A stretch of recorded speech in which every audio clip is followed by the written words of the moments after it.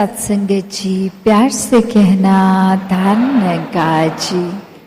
और फिर किसी को हम एक बुरी दृष्टि से नहीं देखते, किसी में कोई ऊंच नीच के भाव, कोई वैर विरोध नफरत के भाव नहीं आते। एक हर कोई पूजने लगता है, हर किसी में यही परमात्मा दिखता है। तो एक जहाँ कंपैशनेट होने की बात है और एक अक्सर ये मन मंदिर की बात होती है कि इस मंदिर में इस परमात्मा को बिठा लिया, इस मन में इस परमात्मा को बिठा लिया, तो वाकई ही हम खुद ही मंदिर हो गए, एक चलता फिरता परमात्मा का प्रमाण हो गए। और ये तो नफरत से हासिल नहीं होगा, ये किसी को एक आंसू देख के नहीं, आंसू पोंछने वाले भावों से होगा, एक हर एक के गम में शामिल होके होगा।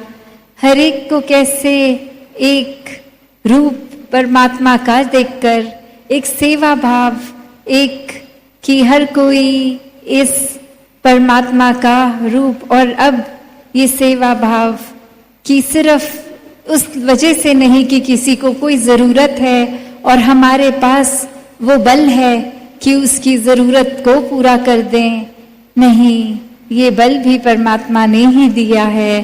तो हम होते कौन है कुछ किसी को मदद देने वाले। तो बात वही कि जो कुछ इस परमात्मा का है, इस परमात्मा की ही सृष्टि को अर्पण, एक मन को खाली बनाना होगा, मन को अहंकार से एक ऊपर उठाना होगा, इस कर्ता भाव को मिटाना होगा, एक सेवा में मानवता के कल्याण में जीवन को लगाना होगा।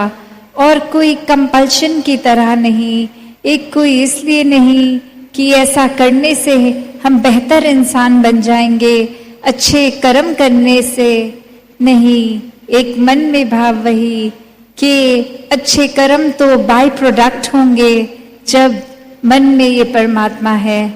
और फिर भक्ति भी फिर उस भाव से ही है कि संसार को त्याग के नहीं भक्ति करनी, इस समाज, इस परिवार, इस संसार में रह के भक्ति करनी है, अपने कर्तव्यों का पालन करके भक्ति करनी है, कोई उदासी से मुंह लटका के भक्ति नहीं करनी, एक खुशी से मन झूम झूम कर इस परमात्मा के एहसास में रहता है। जब इस प्रेम में एक मन इतना डूबा रहता है कि फिर ये सहज रूप की भक्ति, हर पल की भक्ति, तो जहाँ इस संसार में हमें रहना भी है, वहाँ इस संसार से ऊपर उब के एक उठे हुए रूप में वैसे विचरण करना है।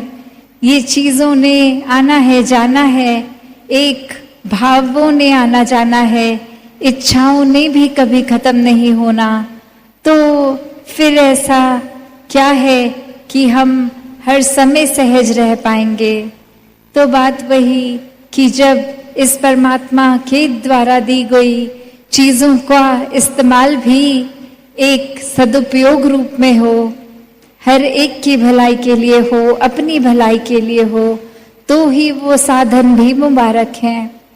वरना तो एक अगर हम चाकू तक का उदाहरण लें तो वो चाकू का काम तो एक छिलना है, एक काटना है। तो वो जो इंसान के हाथ में है चाकू, उस इंसान की नीयत क्या है, उस पर उस चाकू का असर निर्भर करता है। वो कोई एक चाकू उसके हाथ में हो जो चोर हो, डाकू हो, मर्डर हो, तो फिर एक नुकसानदेह काम होगा।